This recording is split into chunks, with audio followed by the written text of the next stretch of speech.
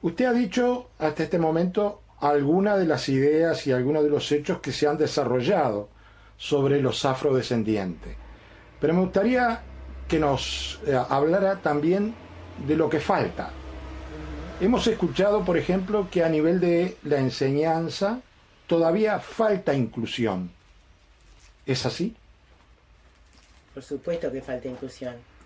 En ese sentido, también hemos hecho cosas.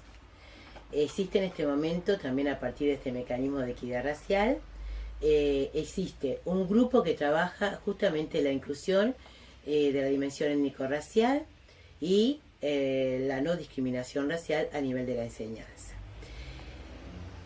¿Qué es lo que hace? Es una articulación entre el MIDES, Instituto Nacional de las Mujeres, y ANEP, la Dirección de Derechos Humanos de ANEP.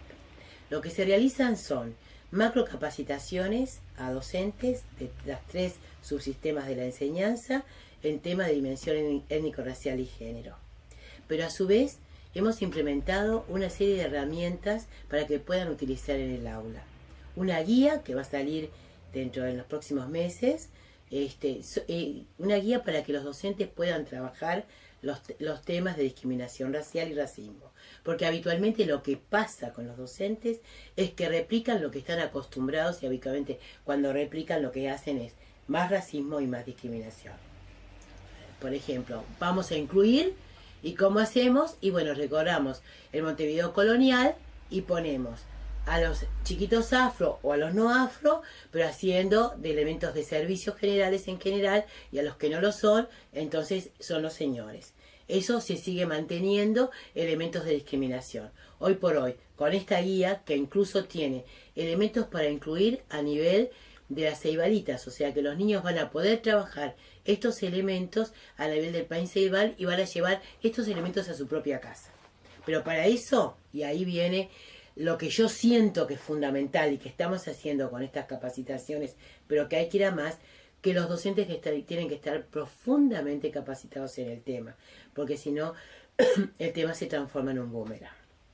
¿Qué más hay que hacer a nivel de la educación? Necesariamente el cambio en la currícula, pero fundamentalmente la revisión de los textos escolares. Hay una comisión que está trabajando en la revisión de los textos escolares, que fundamentalmente lo que busca es la presencia de las personas afrodescendientes, pero fundamentalmente cómo se los muestra. Entonces allí vuelven otra vez a aparecer los estereotipos, que en general son inferiorizantes, que son discriminatorios, que colocan en elementos que tienen que ver con los elementos de subordinación. ¿Qué opinión tiene usted sobre la inclusión afirmativa en esto de la enseñanza? Quizá me quiera hablar de las acciones afirmativas. Sí. Estoy completamente de acuerdo. Nosotros hemos trabajado muchísimo a través del instituto con los indicadores. Estos indicadores muestran que a pesar de los cambios fundamentales que ocurrieron en lo que son las políticas universales que se hicieron en este último periodo, que son clarísimos, hay un antes y un después, o sea, 900.000 pobres menos, y donde la pobreza llegaba al 50% de los niños afro, en este momento bajó a un 22%, pero evidentemente muy lejos están con respecto a los guarismos que el resto de la población. A ver si nos entendemos. En los temas que tienen que ver con la educación, el 40% de las personas afrodescendientes solamente tienen como formación primaria completa o incompleta. 40%. Guarismo muy lejano al resto de la población. Y solamente el 7% llegan a nivel terciario en la universidad, con respecto a un 20 y pico, 23 o 24 del resto de la población. Entonces es clarísimo que ahí hay que hacer focalización y políticas de las que usted me habla de acción afirmativa, que no son de discriminación y no son políticas de desigualdad. Porque cuando uno parte de una diferencia como esto, acá no hay igualdad. Se hace la política de acción afirmativa para poder acercarse a elementos que después nos permitan hacer políticas universales y que la brecha de desigualdad no se mantenga. Porque si usted no hace políticas de acción afirmativa con tamañas brechas de desigualdad, lo que hace es mantener y muchas veces profundizar estas brechas de desigualdad. Porque los grupos a los cuales usted le sigue dando la posibilidad se van a ir alejando cada vez más y los que están siendo discriminados van a quedar abajo. Por eso estoy completamente de acuerdo con políticas como lo que son las becas a nivel fundamentalmente de secundaria. Por supuesto, promulgar las becas Carlos Quijano que existen y que fueron estimuladas por este gobierno, en el cual son ya de posgrado, porque los universitarios afrodescendientes después sufren las mismas situaciones de discriminación. Sobre eso, se dice que hay muy pocos. 7%, acabo de decir, de la población, sí. Estos mecanismos de los que usted habla, ¿tenderían a resolver eso? Yo creo que sí. Nosotros realizamos desde mi Instituto Nacional de las Mujeres y el Mecanismo de Equidad Racial del Departamento de Mujeres Afro, una base de datos, una publicación sobre base de datos de profesionales afro-uruguayos que todavía aún está abierta. Fundamentalmente para que sea insumo de, por un lado, positivo, como para ver, bueno, cuál fue el camino, cómo fue el camino de estas personas que lograron llegar a ser profesionales. Lo que obviamente hay estudios realizados incluso por la universidad, la Facultad de Economía, en donde muestra que aún llegando a la situación de ser un profesional, la hora, o sea, se ven los porcentajes de hora de los salarios de estos profesionales con respecto a lo que no lo son, y en realidad es el 75% aproximadamente. O sea, que la discriminación igual se mantiene aún llegando a ser profesionales. Entonces, por eso es que planteamos que los temas no pasan por un tema solamente de clase, sino que hay que trabajar los mecanismos de discriminación racial. Estaríamos hablando de ideas culturales que tiene la sociedad uruguaya. Cambios culturales profundos, elementos que tienen que ver con los estereotipos, cómo yo me presento y yo me siento cuando veo a una persona que es afro-uruguaya y no lo es, ¿tá? Y por supuesto que mucha incidencia del Estado en esto. Por otro lado, insisto en la absoluta necesidad de los trabajos a nivel de toda la población que tienen que ver con elementos de campañas que parten desde el Estado, por supuesto, campañas en contra de la discriminación, del racismo, de toda discriminación. Pero, ¿qué pasa con esta situación del sexismo y del racismo? Son estructurales y se van metamorfoseando y aparecen en todas las instancias y en diferentes administraciones. O sea, administraciones de derecha, administraciones de izquierda, esto está. Porque además, el racismo o el sexismo son obviamente vínculos de poder y que tienen que ver mucho con el poder económico. Pero usted ha dicho que en este último periodo se ha mejorado. Eso es la izquierda. Claramente. Por primera vez aquí se escuchó las demandas de la sociedad civil. ¿Qué fue lo que pasó en este último periodo? Por ejemplo, la sociedad civil pedía la necesidad de mecanismos de equidad racial dentro del Estado. Y esta administración dijo sí. Lo segundo que pasó es que existe una ley de acciones afirmativas, que quizá lo más importante que tiene esa ley de acciones afirmativas en la educación y el trabajo es el primer artículo, que plantea que en este país ha existido discriminación y elementos de racismo que hay que reparar. Entonces, cuando uno se coloca desde allí y hace un diagnóstico, puede hacer un proceso de tratamiento. Hasta este momento estábamos en la sociedad y en la democracia racial, en la cual no existía este problema y por lo tanto no había que hacer acción de ningún tipo para poderlo reparar. Y en cuanto a otras áreas que usted al principio de esta entrevista había dicho que eran derechos que también se habían adquirido, ¿qué se puede comentar? Bueno, hay una serie de derechos que son interesantes, pero creo que, como recién planteamos, tenemos que ir a más. Por ejemplo, la ley de cuotas para la participación política de las mujeres, que existe en este periodo, y evidentemente no tiene que haber un periodo para esto tan corto como un solo periodo, sino que el periodo tiene que ser mucho más largo.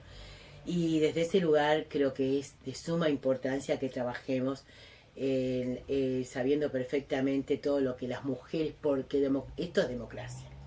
Yo le agrego que si además de la participación política de las mujeres, con todo lo que tenemos para aportar en la formulación de política y a la política misma, tenemos que pensar en mujeres que también entiendan lo que es el tema género, o sea que la importancia de la igualdad de hombres y mujeres en donde sea que estemos. Pero en ese sentido, ¿no hay también una quietud demasiado evidente de las mujeres? O sea, no se ven aspiraciones políticas. De ninguna manera, lo que existe es un machismo y un sexismo que todas las aspiraciones políticas de las mujeres quedan hacia atrás y aparece en sí todo lo positivo que plantean los hombres. O sea, basta con ver las actividades que tienen las unidades temáticas de género de los diferentes partidos políticos, pero fundamentalmente yo diría del partido político que está en este momento en el gobierno, que tiene una unidad temática absolutamente participativa que lucha por sus derechos, y que lo que sucede es que en general, por ejemplo, lo que ha pasado en esta ley de cuotas, que cuando se plantea que las mujeres tenemos que participar, aparecemos dos hombres y una mujer. Sin embargo, no ha habido gritos de las mujeres por eso. Sí ha habido. Lo que pasa es que creo que no se han escuchado. Claro que ha habido. Nosotros continuamente estamos planteando nuestra participación política y hemos hecho manifestaciones de todo tipo a nivel del Parlamento. Bueno, ni hablar en la ley de aborto, en estos temas de las cuotas fue por nuestra justamente participación, y hoy por hoy estamos continuamente en la calle planteando que esta ley de cuotas tiene que profundizarse y tener periodos mucho más prolongados que solamente medirse en un solo periodo. Pero en general no culpan a los hombres, sino que lo plantean en un plano general de derechos, ¿no? Por supuesto, pero es que no. Ese es un tema de la sociedad toda. Hay muchas mujeres que, por ejemplo, no entienden esto. Hace poco estuve con una mujer que está en un alto cargo a nivel de... no quiero plantear cuál es la persona, sino que un alto cargo de mucha incidencia a nivel de un departamento dentro del territorio. Y ella me planteaba que ella no estaba de acuerdo con las cuotas, porque las cuotas era como inferiorizante, que era esa situación que siempre se dice, es como que vamos a llegar no por nuestras capacidades, sino porque yo tengo un lugar, porque la cuota me lo guarda, me lo reserva. Y eso no es así. Porque si nosotros vemos los elementos base, las mujeres participamos en todos lados en forma absolutamente mayoritaria. Pero cuando empieza a ver los lugares en los que tenemos que participar, que realmente son lugares de poder y de decisión, es ahí donde empiezan a disminuir. Lo primero que aparece es que hay un núcleo de mujeres que no entienden esto. Y no entienden porque nosotras somos producto de esta sociedad sexista. O sea que hay división en las mujeres sobre este concepto. Ay, yo no hablaría de división. ¿Por qué división? O visiones distintas.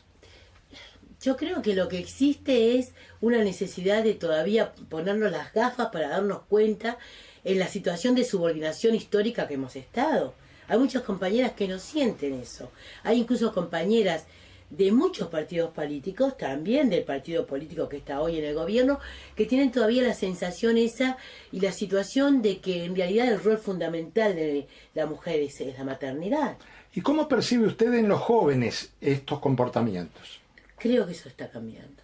Creo que eso está cambiando en los jóvenes, que hay un sentir desde otro lugar de la paridad y la corresponsabilidad que se ve y que además me llena de alegría y que pienso que va a ser el motor de que realmente tengamos una sociedad más justa en cuanto a los temas de de género, en general, de género, ¿no?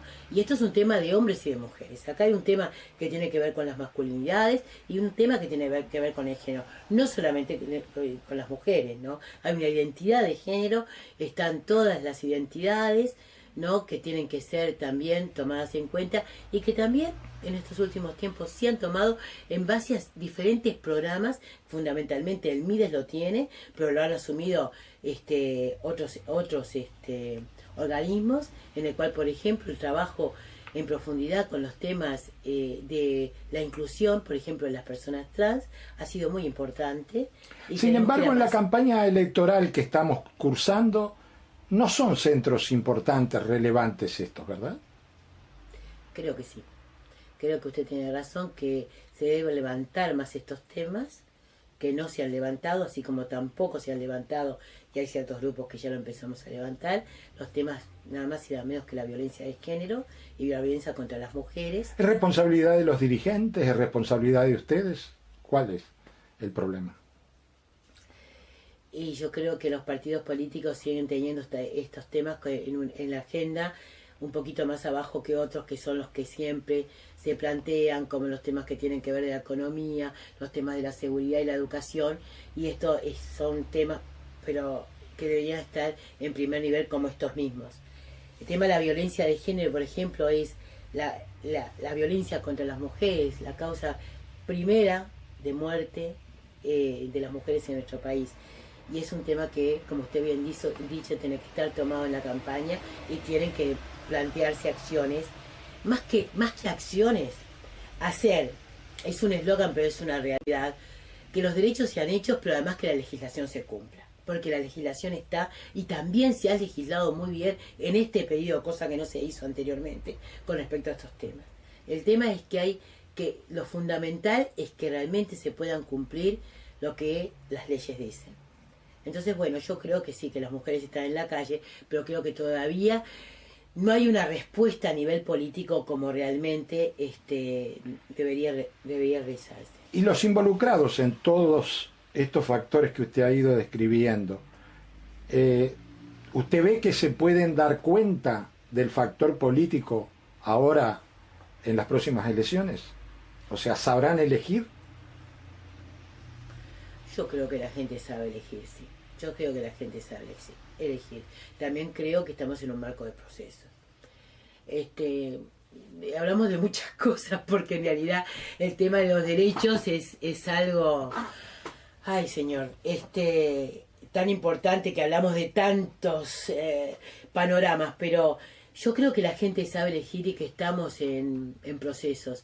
Por ejemplo, en estos temas que tienen que ver, los últimos que estuvimos hablando, que tienen que ver con los temas de la violencia, evidentemente han aumentado claramente las denuncias, hay un posicionamiento de las mujeres en cuanto a este tema que antes no lo había. Estamos en el proceso de entender que esto no es un tema solamente del ámbito privado, ¿no? Que entendemos que también esto que llamado privado es público y es un tema de derechos, ¿tá? Entonces yo creo que, pero son procesos.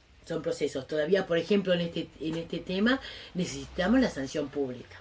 Necesitamos que las personas, así como sancionan a alguien que realmente, a alguien que hizo un delito mayor, a alguien que cometió un delito contra los niños y las niñas, tiene que sancionar a alguien que realmente es un agresor en forma muy fuerte, y eso, bueno, todavía no lo está. Y la otra... Con eso usted me quiere decir que el Estado debe ser más coercitivo todavía. Por supuesto. Y creo que las campañas tienen que ser aún mayores, planteando el tema de los derechos, y bueno, y vamos a más, porque... Esto parece un razonamiento muy similar al debate de la seguridad. No, es bastante distinto.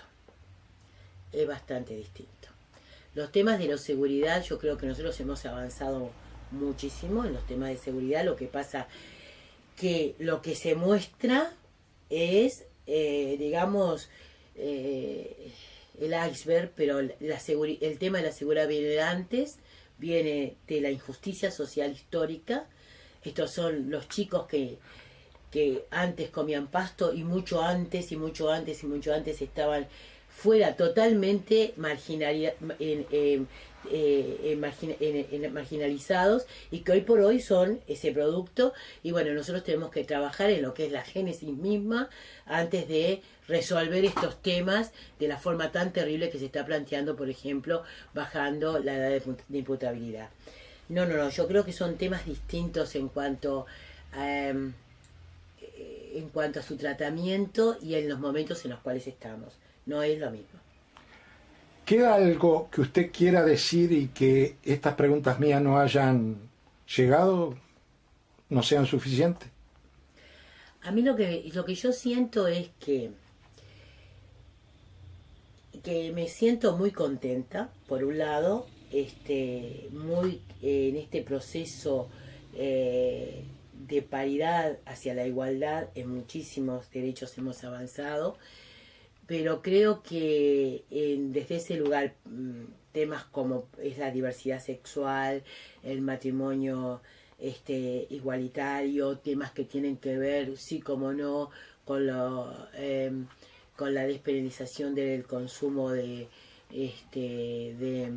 cannabis, los temas que tienen que ver con las acciones afirmativas hacia la población afrodescendiente, los temas que tienen que ver con las identidades de género, pero hay temas incluso que tienen que ver con los derechos, por ejemplo, que no se nombran en la campaña y que son para mí impresionantes.